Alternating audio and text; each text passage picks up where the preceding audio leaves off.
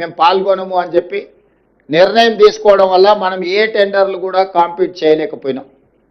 ఆ తర్వాత కార్మిక సంఘాలను పిలిచి ఈ విధంగా మనం టెండర్లలో పాల్గొనకుండా మనం పోటీలో లేకుండా పోతే ప్రైవేట్ సంస్థలకు లాభం చేకూర్చిన వాళ్ళం అయితే భవిష్యత్తులో మనం ఈ టెండర్లు కూడా పాల్గొనాలి. మనం కూడా పోటీలో గనులను సాధించడం ద్వారా సింగరేణి సంస్థను విస్తరించుకోవాలనే నిర్ణయం కూడా జరిగింది. ఈ మధ్యకాలంలో కార్మిక యాజమాన్యాలు నా దగ్గరకు వచ్చి ప్రైవేటు వ్యక్తులకు కట్టబెట్టిన ఈ గనులను కూడా మీరే సింగరేణి సంస్థనే బొగ్గు వెలికి తీసే కార్యక్రమాలను కూడా చేపట్టడానికి ఏం అవకాశాలు ఉన్నాయో వాటిని కూడా పరిశీలించండి అని చెప్పి వాళ్ళు రిప్రజెంట్ చేసింది. దాంతో నేను ఉప ముఖ్యమంత్రి గారికి సూచన చేసిన దీన్ని ఏ రకంగా ముందుకు వెళ్ళాలి, కేంద్ర ప్రభుత్వ ప్రైవేట్ సంస్థలకు ఇచ్చిన టెండర్లను రద్దు చేసి సరాసరి సింగరేణికి కేటాయిస్తుందా, అవసరం అనుకుంటే వాళ్ళు వేసిన టెండర్ కంటే కూడా కొంచెం ఏమైనా మనం ఎక్కువ ఇస్తే కేంద్ర ప్రభుత్వం ముందుకు వస్తుందా, లేదా ఇతర మార్గాలు ఏమున్నాయో కూడా పరిశీలించమని చెప్పిన.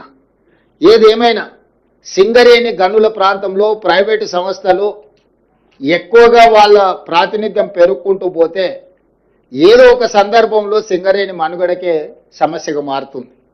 అందుకే ఈరోజు ఆ సమస్యని కూడా పరిష్కరించుకోవాలి. కార్మికుల సంక్షేమం కోసం, కార్మికుల యొక్క అభివృద్ధి కోసం, ఆ వచ్చిన లాభాలలో కార్మికులను భాగస్వాములను చేయాలన్న ఆలోచనతోని మా ప్రభుత్వం ముందుకు వెళ్తుంది. భవిష్యత్తులో కూడా కార్మికులను ఆదుకోవడమే కాకుండా అన్ని రకాలుగా వారి సమస్యలను పరిష్కరించడానికి ప్రభుత్వం ఎల్లవేళలా సిద్ధంగా ఉంది. ఈరోజు మేము ఒక నెంబర్ అనుకొని బోనస్ ప్రకటిద్దాం అనుకున్నాం. కానీ శ్రీధర్ బాబు గారు ఆ ప్రాంతంలో ఉండే శాసనసభ్యులను అందరినీ తీసుకొని వచ్చి లేదు ఇంకా కొంచెం పెంచండి, 11 గంటలకు మీకు అందరికీ ఈ సంతోషకరమైన ప్రకటన చేద్దామని మేము అనుకుంటే వారు వచ్చి గంట సేపు హర్తాలు చేసి దాన్ని ఇంకా కొంచెం పెంచి వారితో పాటు మిగతా శాసనసభ్యులందరూ కూడా పెంచాలి, వీలైనంత మేరకు వాళ్ళను ఆదుకోవాలి.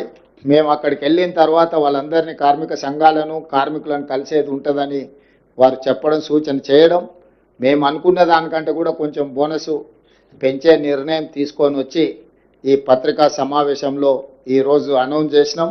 దసరా పండుగకి ఈ బోనస్ ఇస్తున్నాం.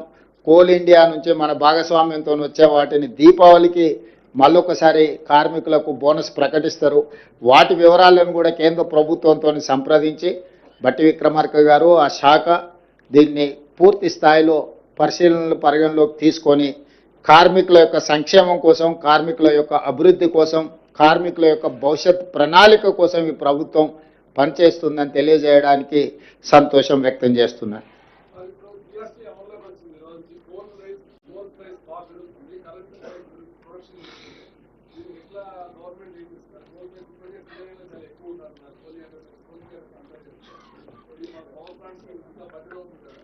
అంటే దీన్ని సహేతుకంగా ప్రభుత్వం పరిశీలిస్తుంది. దీంట్లో రకరకాల సమస్యలు ఉన్నాయి. ఇప్పుడు కోల్ ఇండియా ఒక రేట్కి ఇస్తుంది, సింగరేణి ఇంకొక రేట్కి ఇస్తుంది, ఓపెన్ మార్కెట్లో ఇంకొక రకంగా ఉంది, ఇంపోర్ట్ కోల్ రేట్లు ఇంకొక రకంగా ఉన్నాయి.